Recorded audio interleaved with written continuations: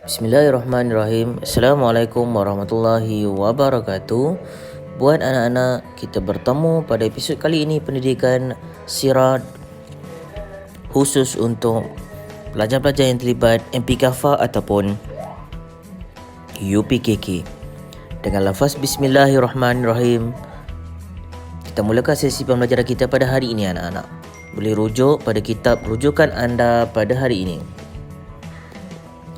Baiklah, jihad Rasulullah SAW dan para sahabat. Apakah pengertian jihad anak-anak? Pengertian jihad dari segi bahasa ialah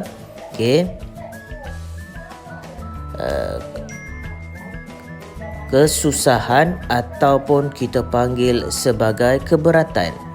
Bila sebut tentang istilah jihad ialah perjuangan untuk mempertahankan diri, agama, keluarga dan negara. Baik, kita masuk tentang apa pula sebab jihad.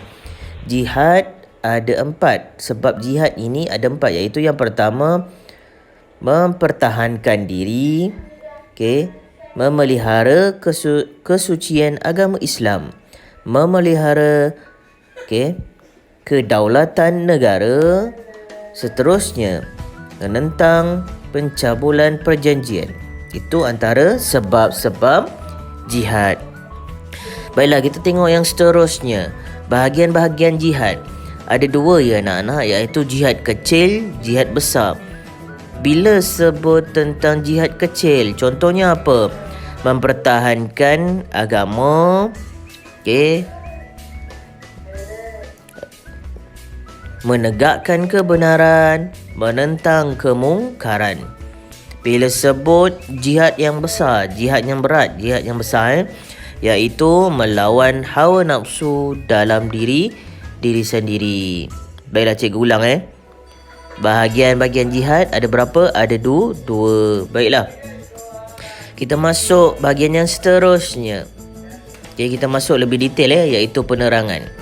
Boleh rujuk pada kitab rujukan anda muka surat 74. Baik, nama perang.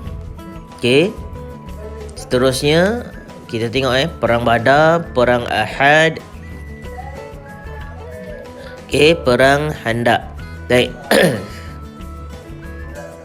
Seterusnya, bila berlakunya perang Badar? 17 Ramadan tahun kedua Hijrah.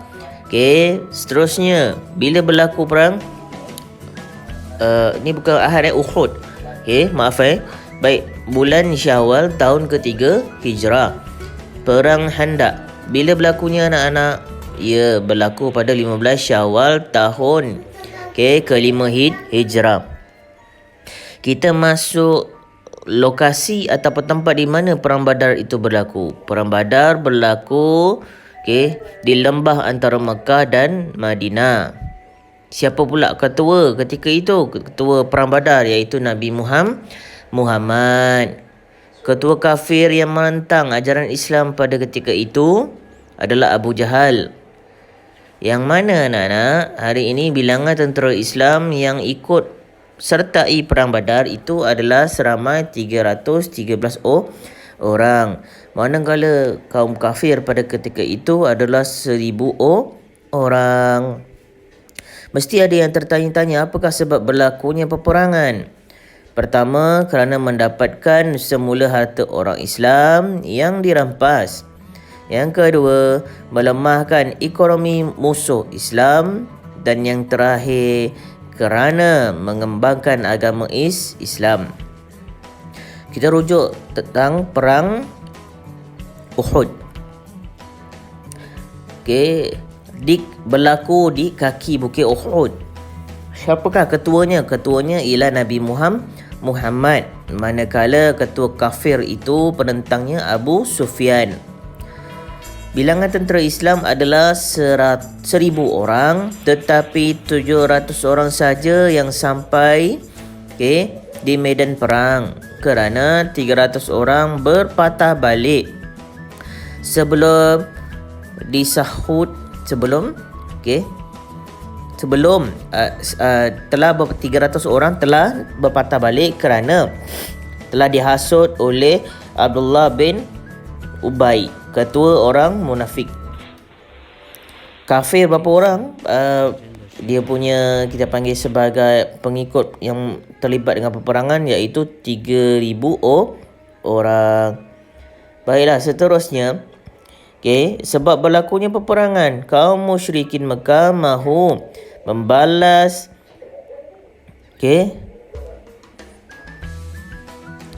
dendam di atas kekalahan mereka dalam perang Badar yang lepas. Rintitan daripada yang lepas. Baik, seterusnya, perang Khandaq telah berlaku di Madinah, diketuai juga oleh Nabi Muhammad SAW, dan tentera Islam pada ketika itu ialah 3,000 orang, yang mana ketua kafir ketika itu Abu Sufyan. Baiklah, tentera kafir pada ketika itu ramai, iaitu 10,000 orang. Sebab berlakunya peperangan, anak-anak. Kenapa? Kaum Yahudi Bani Nas kaum Yahudi tidak berpuas hati selepas diusir dari Madinah kerana mengkhianati perjanjian damai. Baik, itu antara jadual ataupun kita panggil perang-perang yang terlibat. So ini ada dia punya bilangan tenteranya, siapa ketuanya, tempatnya berlaku di mana dan sebagainya. So jadi anak boleh rujuk pada jadual ini untuk memudahkan anda faham. Baiklah, seterusnya kita sambung rintitan daripada peperangan tadi. Bila kita sebut tentang perang Badar, sikit lagi strategi tentera Islam untuk perang Badar, Allah menurunkan malaikat untuk menolong para tentera muslimin. Untuk perang Uhud, Rasulullah SAW membahagikan tentera Islam kepada 3 bahagian, iaitu yang pertama, pasukan pemanah di atas bukit, pasukan kanan dan pasukan kiri. Bila kita sebut tentang perang Khandaq, menggali parit di sekeliling kota Madinah sebagai benteng pertahanan. Baik, kita tengok bilangan tentera yang terkorban. Orang Islam yang terkorban dalam perang Badar ialah 14 orang yang mati syahid. Untuk perang Uhud, 70 orang mati syahid, termasuk Saidina Hamzah. Untuk perang Khandaq, setelah 15 hari tentera bersekutu melakukan kepungan, maka bekalan makanan penduduk Islam Madinah semakin berkurangan. Allah menghantar bantuan angin kencang, memusnahkan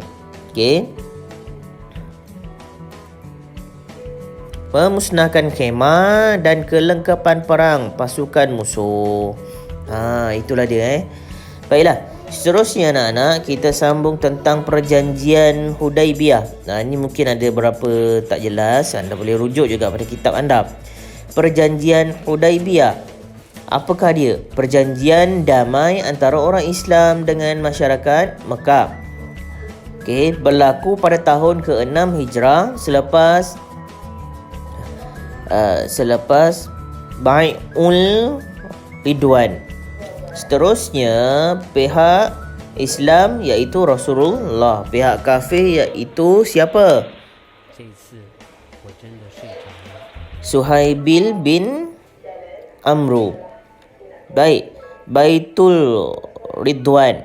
Maaf tadi cikgu betulkan, Baitul Ridwan ialah sumpah setia antara Rasulullah SAW dengan umat Islam selepas tersebarnya kabar angin kematian Saidina Osman. Baik, seterusnya, apakah isi kandungan perjanjian Hudaibiyah?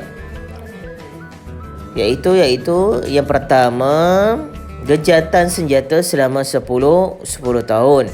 Orang Islam Madinah yang memihak kepada Mekah tanpa kebenaran kebenaran keluar keluarganya tidak perlu dikembalikan semula.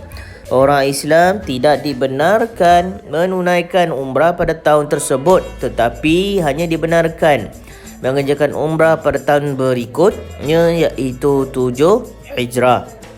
Orang Islam Mekah memihak kepada Madinah, tetapi kebenaran keluarganya perlu dikembalikan semula. Kedua-dua pihak bebas membuat perjanjian dengan mana-mana pihak Arab yang lain. Itu antara isi kandungan perjanjian Hudaibiyah. Kita tengok yang seterusnya. Baiklah. Pembukaan Mekah, iaitu berlaku pada tahun ke-8 Hijrah. Disebabkan kaum Quraisy telah melanggar perjanjian dengan Rasulullah SAW, iaitu perjanjian Hudaibiyah. Setelah salah satu strategi dakwah Rasulullah. Maka kita nak tengok dekat sini apakah strategi Rasulullah SAW, iaitu menghantar utusan kepada musyrikin, dengan mengemukakan 3 pilihan, iaitu yang pertama, pampasan ganti rugi,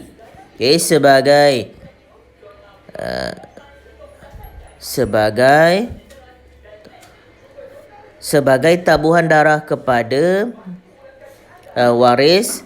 Seterusnya, membatalkan perjanjian dengan Bani Bakar, atau yang tiga, membatalkan perjanjian Hudaibiyah dan berperang dengan orang Islam. Kaum musyrikin Makkah terasa kewibawaan mereka tercabar, lalu memilih untuk berperang dengan orang Islam. Rasulullah SAW meminta umat Islam menyalakan unggun api bagi menakutkan masyarakat Mekah. Nah, itulah dia strategi Rasulullah. Seterusnya kita tambah lagi, kita masuk strategi Rasulullah SAW dalam tajuk membahagikan tentera Islam kepada 4 bahagian. Baik, kita tengok yang pertama, arah selatan, arah utara, arah barat dan timur.